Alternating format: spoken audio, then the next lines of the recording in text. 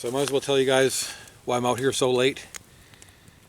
I came out to check on my trail cam and rebait it. And I was going to stop by my camp and have a bite to eat. Picked up a few things, some sausage, biscuit dough, and some marble cheese. I'm going to try out my clay oven for the first time. And just getting the fire going. You got to let it burn for a while, let the fire die down to a bed of coals, all that kind of stuff.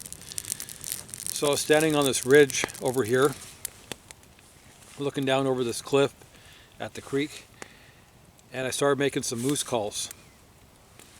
And probably within about, who goes there? Take my hand. Come with me.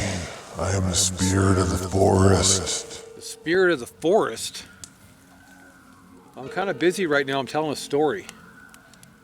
Can you come back later?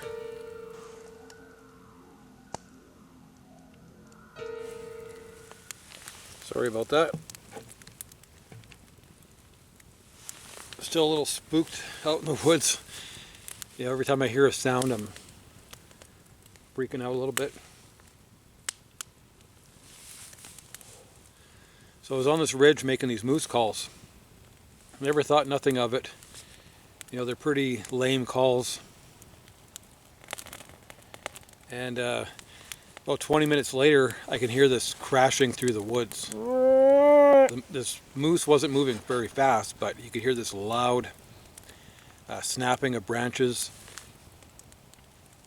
And I kept making these calls, and I thought maybe this moose would pop out. I had my camera ready. I was doing some filming. Thought I might catch a glimpse of this moose. And so I kept calling. And I'm on this ridge here that goes all the way down to the creek. It's quite far.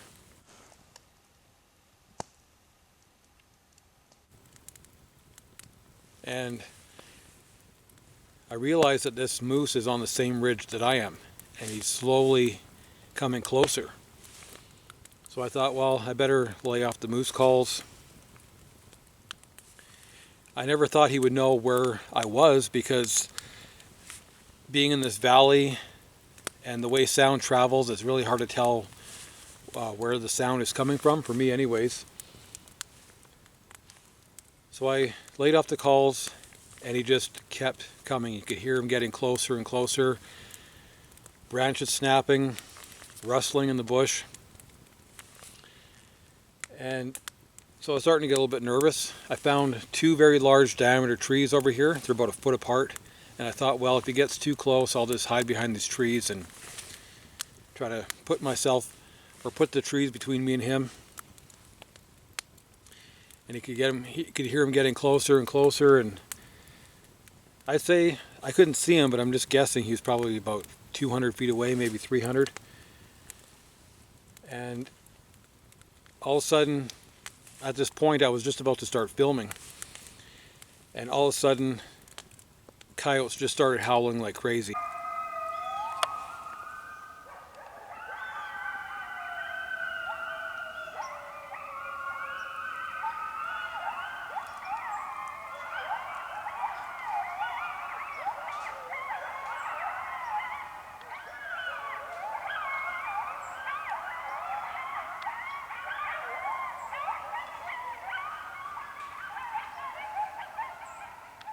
I got it on tape,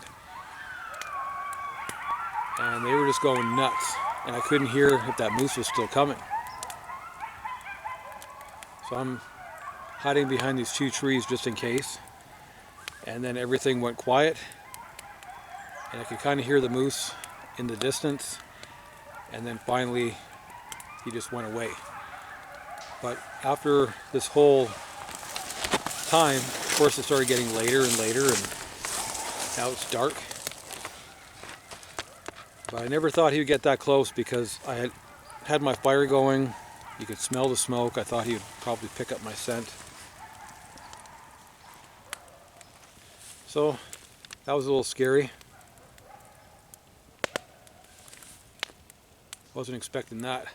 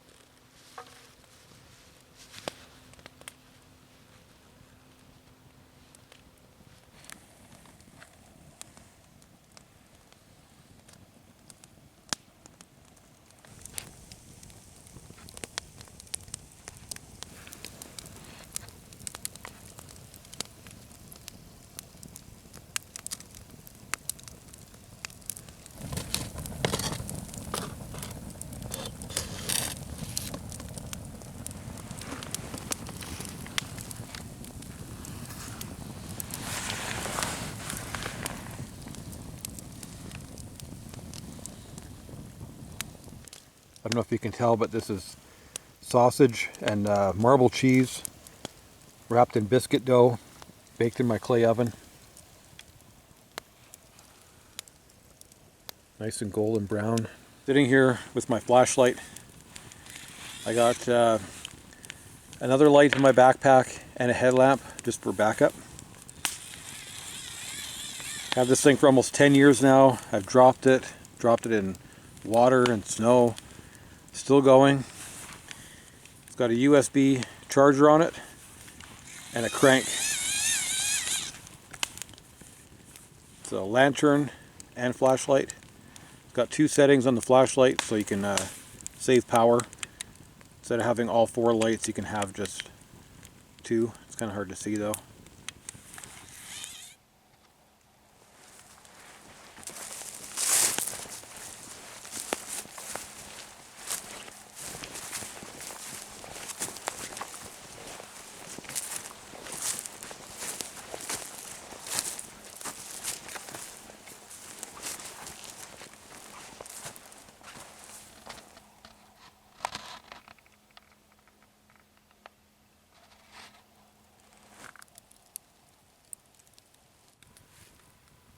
So I'm just sitting here debating on whether I should stay or should I go.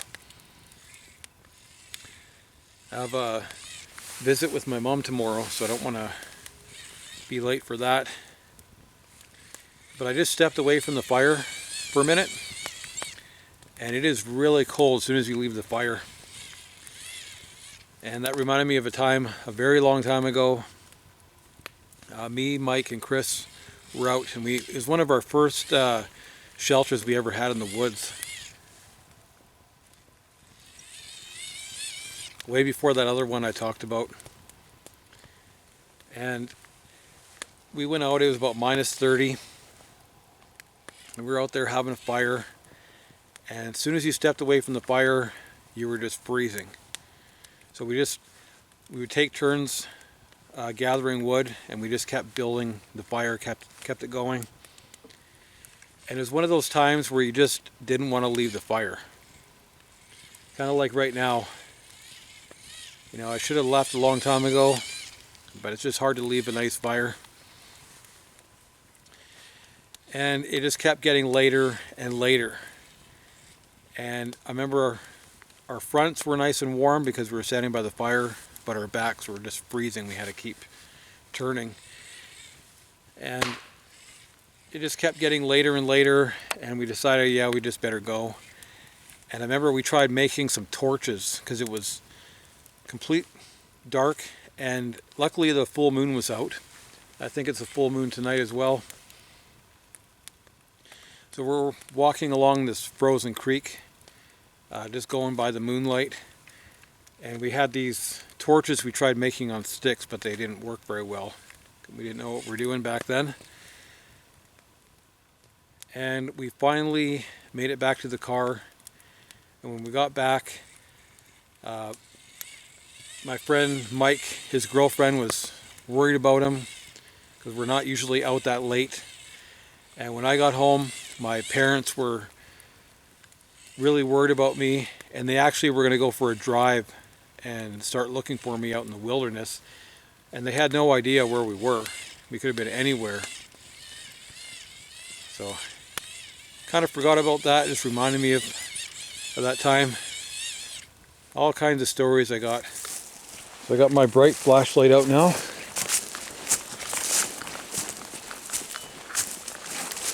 So if you like this video, why don't you check out some more? I got lots.